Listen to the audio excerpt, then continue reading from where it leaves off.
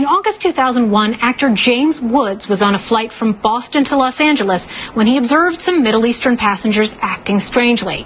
He told authorities what he saw, and the FBI has apparently corroborated that it may have been a dry run for the 9/11 hijackers. I get a phone call that actually wakes me up, and he said, we want to talk to you about the flight that you took in August. I said, oh, did the manifest match of any of the flights yesterday and my flight? He said, well, we can't tell you that. I said, well, look, I'll get ready and I'll come down to the federal building. He said, we're outside your house. We'll just wait for you. Wow, 7:15. So this is quarter serious. 7 in the morning. I said, and this is the only funny part of any of this, I said, how did you know where I lived? And there was a pause. He said, we're the FBI. We're the FBI, thank you.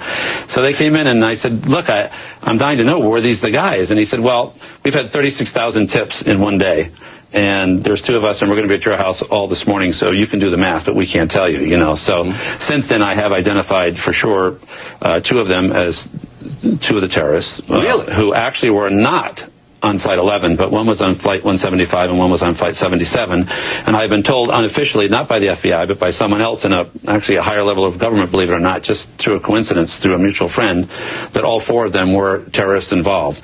That is unbelievable. So there was basically a rehearsal what these guys were doing. Right, but what's significant about this is that it was a rehearsal with 4 men, and I can't say it as a fact that they were the 4, but I've been led to believe, without going into details of how, that they were on different flights. So the notion that they were separate cells, and this is tricky territory, but I think in the Moussaoui trial there's going to be some contention that, he was a soldier and didn't know what was going to happen until he stepped on the plane and then decided in a fit of good conscience not to be a terrorist anymore.